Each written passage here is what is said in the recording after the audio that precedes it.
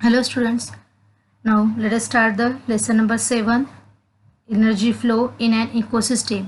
This lesson is the second lesson of the science part 2. Science part 2 मधला आपण बघायला येतो हा दुसरा धडा आहे.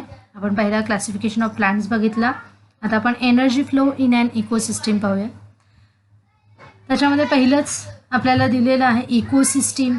इकोसिस्टीम म्हणजेच काय तर परिसंस्था. जी परिसंस्था आहे जी ज्याच्यामध्ये आपण सगळे ऑल लिव्हिंग ऑर्गॅनिझम्स हे काय कोणत्या ना कोणत्या कारणासाठी एकमेकांशी काय आहे जोडल्या गेलेले आहेत आणि त्याच्यामुळे ती एक इकोसिस्टीम तयार झालेली आहे, परिसंस्था तयार झाली. त्याच्यामध्ये हा एनर्जी फ्लो कसा असतो. एनर्जी ही फ्लो होत असते एकाकडून दुसरीकडे, एक हा दुसऱ्यावर. जसं अगदी आपण साधं उदाहरण घेतलं तर काय उंदरावर कोण डिपेंड्स, उंदीर खाणारं कोण आहे तर मांजरीला कोण, तर कुत्र्याला कोण, तर अजून एखादा आपण मोठा कार्निवरस म्हणू शकतो. ओके, तर ह्या इकोसिस्टीममध्ये आपल्याला कशा प्रकारे एनर्जी म्हणजे एनर्जी म्हणजेच काय आपण ज्याच्यातून फूड इंटेक करतो ती एनर्जी कशी एकमेकांपासून एकमेकांना मिळतीये, तो फ्लो कसा होत असतो ते आपल्याला इथे पाहिजे. सुरुवातीलाच आपण इंट्रोडक्शनमध्ये बघणार आहोत. बघा आता सगळ्यांचं लक्ष आहे इकडे, म्हणजेच काय मला इंट्रो करते.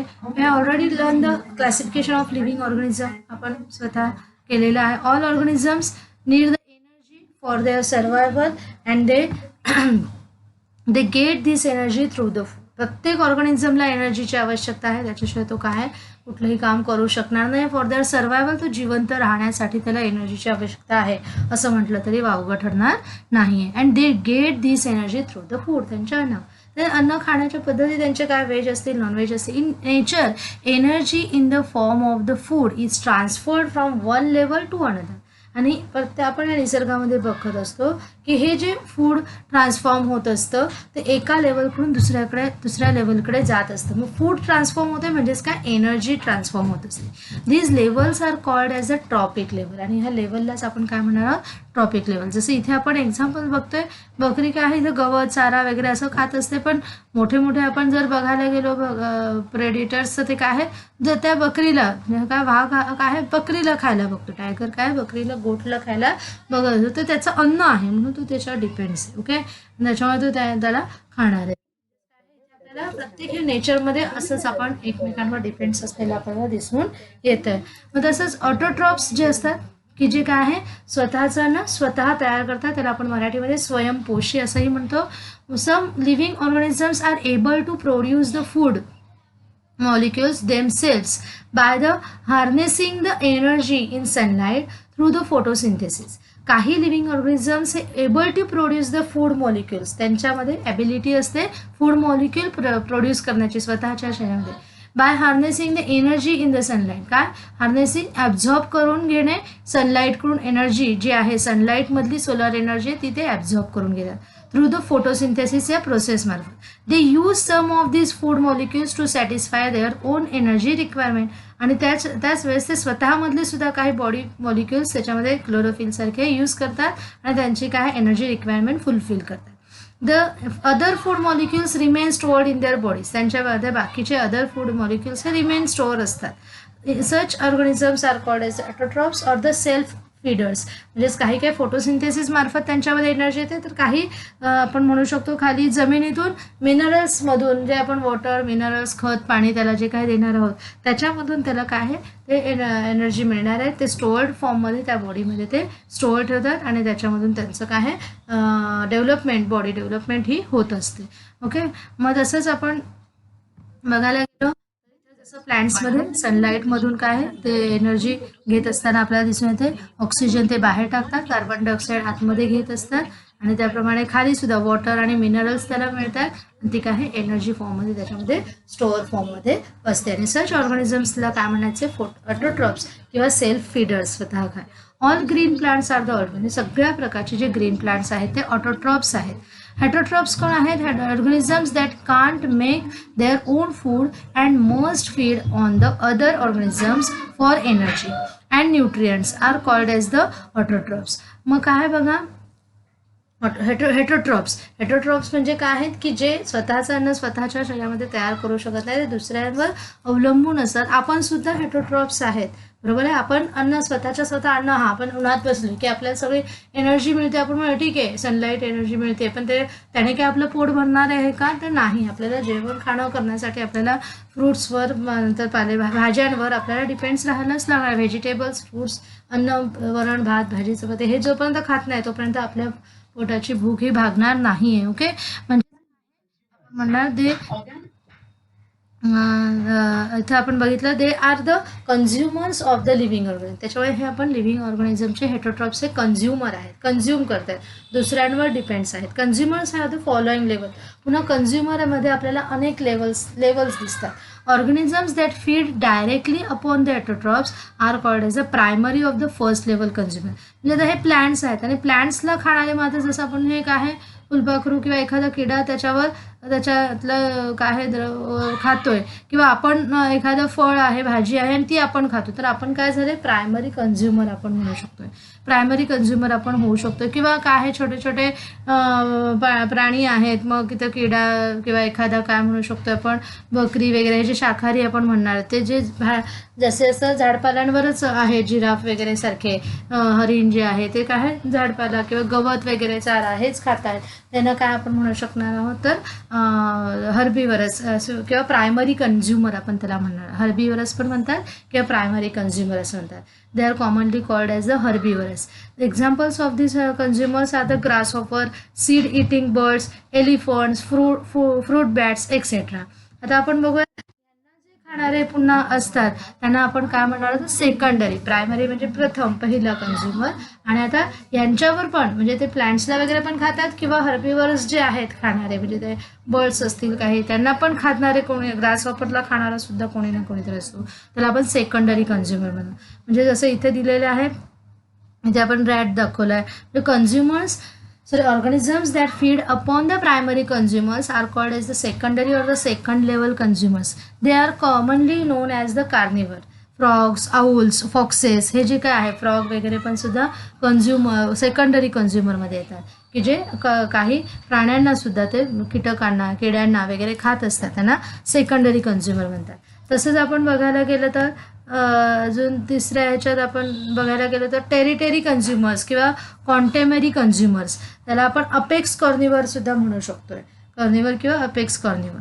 मग काय आहे the final feeder that no one directly eats, असे की त्यांना कोणी जास्त खाणारे शक्यतो नसतात पण ते बऱ्याच जणांना is called as a top or apex carnivore. For example tiger, leopard, eagle are the apex carnivore. हे सर्वात टॉप लेवलचे कार्निवरच आहेत, सर्वात लास्ट स्टेजला आपण असणार आहेत. मग असे जे आहेत त्यांना carnivore that consumes by killing and eating the herbivore or other consumer carnivores are called as a predators and the काय आहे पुन्हा आपण बघूया ते concept. And the food they is describe as their prey. हे प्रेडिटर्स कार्निवर जे असतात जे किलिंग किंवा इटिंग द हर्बिवरसला किंवा अदर कार्निवर्सला जे खात आहेत त्यांना मारून मग त्यांचं मांस असं खात असतात, त्यांना प्रेडिटर म्हणजे आपण मराठीमध्ये बघायला गेलं भक्षक असं म्हटलं जातं. अँड देअर फूड इज दिस, आणि त्यांचं जे फूड आहे ते त्यांचं भक्ष्य आहे. काय त्यांचं भक्ष्य आहे, प्रे आहे. इंग्लिशमध्ये काय म्हटलं जातं प्रे असं म्हटलं जातं. आता बघा त्याच्याच पुढे जसं आपण बघायला गेलो तर omnivorous organisms that feed on the both autotrophs and heterotrophs are commonly called as the omnivore. जे हेटरोट्रॉप्सवर पण डिपेंड्स असतात आणि ऑटोट्रॉप्सवर पण असतात. स्वयंपोषी पण काही काही स्वतः काही काही वेळेस नाही करत. Human being are the good example of the omnivore. Another example of the omnivore is the bear. बघा आता बघायला मिळेल दुसरं पहिलं जसं दोन्ही ह्याच्यावर म्हणजे ते व्हेजिटेरियन पण खातात नॉनव्हेज पण खातात, तसंच बियरसुद्धा भालूसुद्धा व्हेजिटेरियन पण खातो किंवा नॉनव्हेजसुद्धा खात असतो, म्हणजे त्यांना आपण ओमनिवर असं म्हणतो. The decaying remaining of the dead organisms are called as a detritus.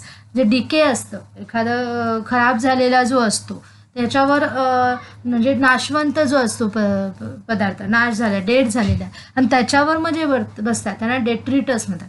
Common detritus include a number of worms, molluscs, crabs, etc. असे अळ्या, किडे, केनरे असं आपण म्हणू शकतो त्यांना. ते सगळे जे क्रॅब्स वगैरे आहेत ते सगळे काय आहे ह्याच्यामध्ये जे मेलेल्या म्हणजे लिव्हिंग ऑर्गॅनिझमवर डेड झालेल्या मग ते प्लांट्सचे पण पार्ट्स असतील किंवा ॲनिमलचे पार्ट्स असतील त्याच्यावर ते काय जसे जसं स्वतःचं पोट भरत असतात त्यांचं तेच फूड असतं त्यांना डेट्रिटस म्हणत असतात. ओके, त्याचप्रमाणे आपण बघायला गेलो तर की detritus, some organism feed upon the dead bodies of the dead organism, they called as detrivorous. ते detritus म्हणजे काय detrivorous असतात ते.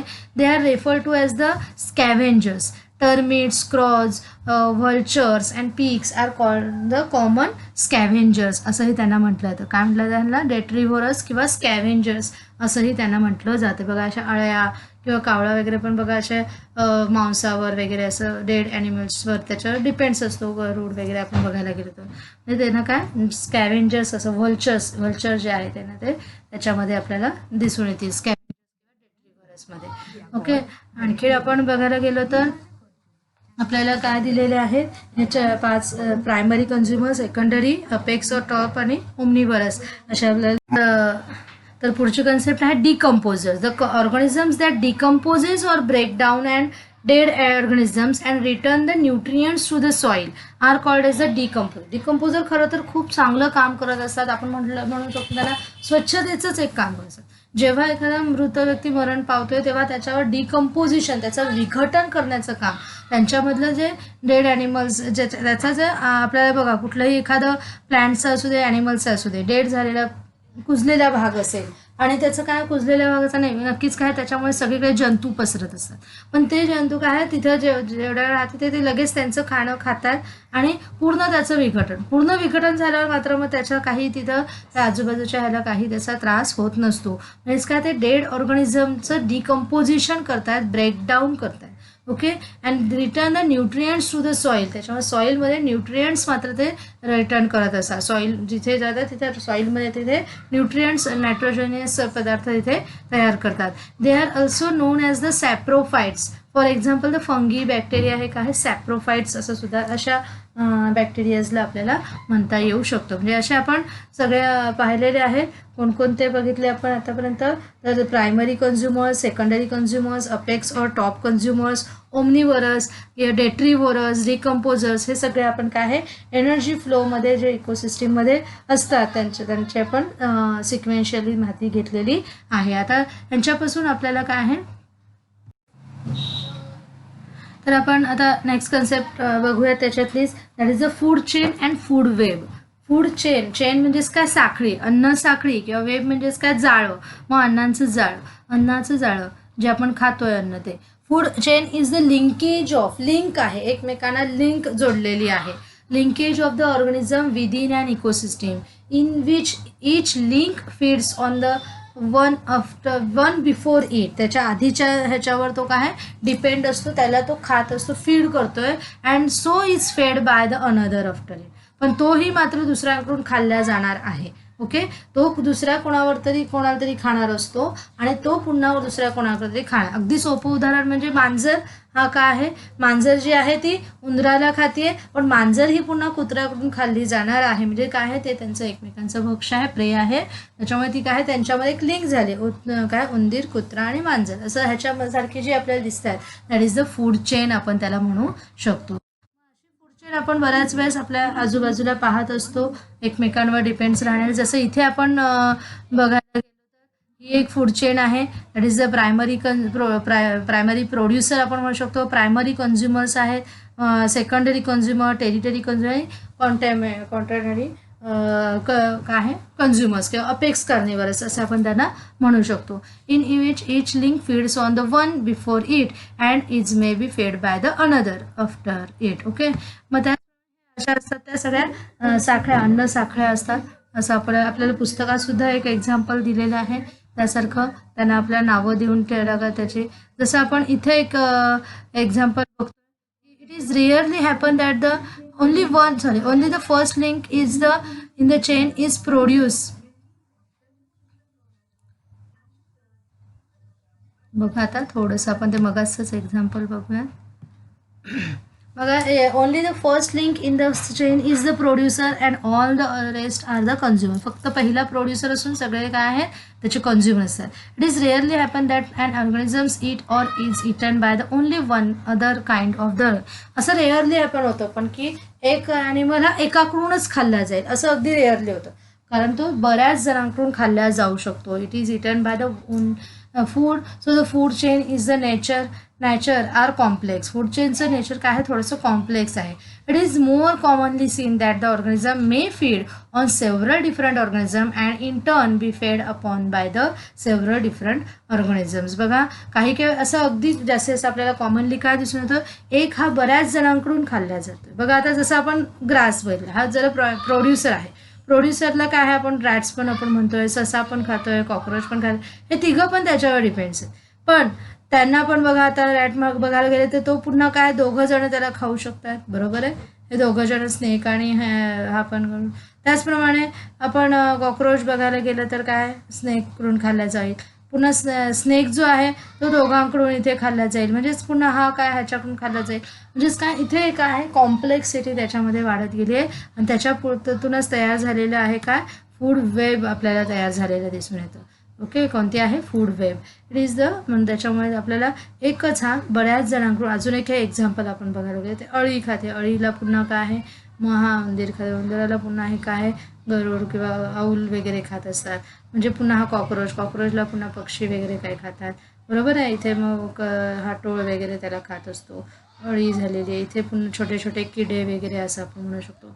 हे एकमेकांवर आपल्याला त्यांची काय अशी साखळी तयार झालेली असते. साखळीमधून काय आहे त्यांचं जाळं तिथं तयार झालेलं आहे आणि त्या जाळ्यालाच काय म्हणायचं आहे फूड वेब असं आपण म्हणणार आहोत. ओके, ज्याला आपण फूड वेब असं. Different food chains intertwine with one another and form the intricate network. काय आहे डिफरंट फूड चेन्स इंटरवाईन एकत्र येतात आणि इंट्रिकेट नेटवर्क फॉर्म करतात आणि त्यालाच काय म्हणायचं आहे फूड वेब. आपल्याला दोन्ही पण डेफिनेशन पाठ करायच्या आहेत. Okay, there are the many such food webs are observe in nature. असे आपण अनेक बघतोय. तुम्ही पण एखादं एक्झाम्पल तयार करा, चित्र काढता यायचं चित्र काढा, नाही तर नुसतं नावाने जरी तुम्ही तसे फूड चेन फूड वेब्स अशा लिहून काढल्या तरी तुम्हाला लक्षात येणार आहे. ओके, कन्सेप्ट आहे एनर्जी पिरॅमिड. एनर्जी पिरॅमिड म्हणजे काय, आता पिरॅमिड हा शब्द इथं का घेतलेला आहे आपण त्याबद्दल बोलणार आहोत. पिरॅमिड म्हणजेच बघा पिरॅमिड आपण इतिहासामध्ये हा शब्द बघितलेला आहे. पिरॅमिड जर तुम्ही पुस्तकामध्ये सुद्धा आपले बघितले तर तुम्हाला एक त्रिकोण असा दिसेल. पिरॅमिडिकल हिस्ट्रीमध्ये आपण बघा त्रिकोणासारखा असा एक जिथे ममीज वगैरे तिथे स्टोअर भरपूर आधीच्या काळामध्ये ठेवल्या गेलेल्या आहेत, इजिप्शियन काळामध्ये, बरोबर आहे.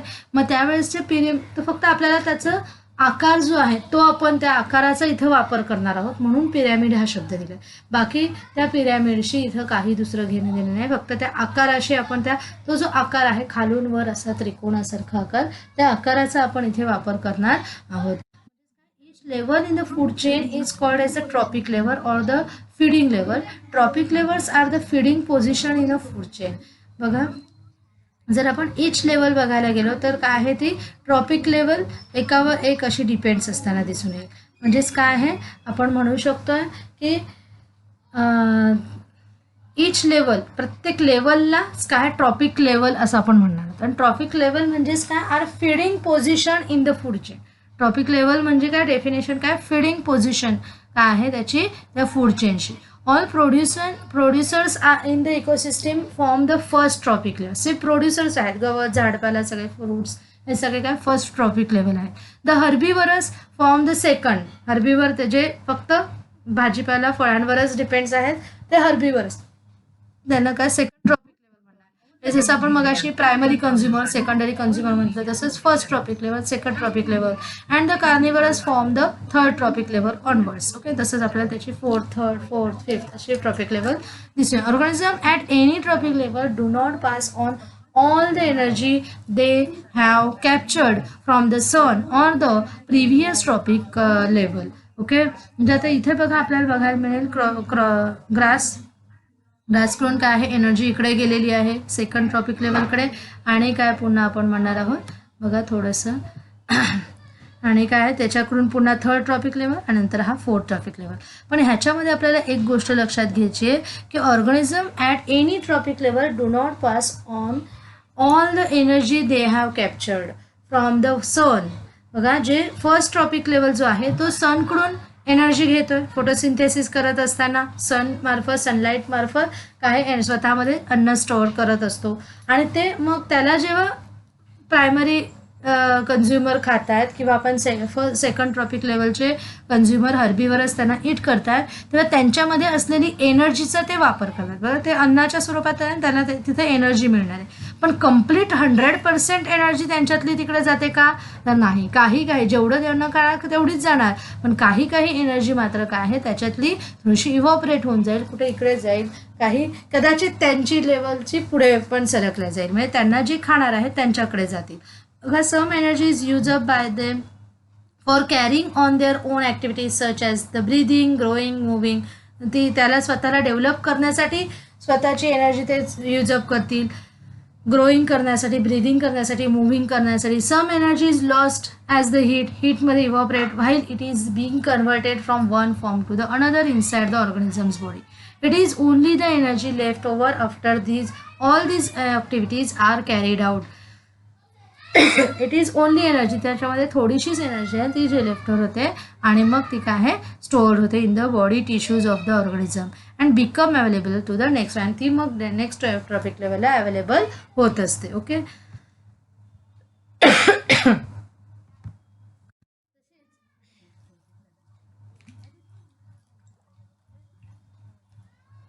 जर आपण बघितलं energy living a trophic level is therefore always much less than the energy that had entered it. म्हणजेच energy living trophic level is therefore always much less. म्हणजेच काय एकाकडून दुसरीकडे जाताना जरी आपण राहतो आणि एवढा मोठा ॲनिमल खाला म्हणजे किती असं काही नाही.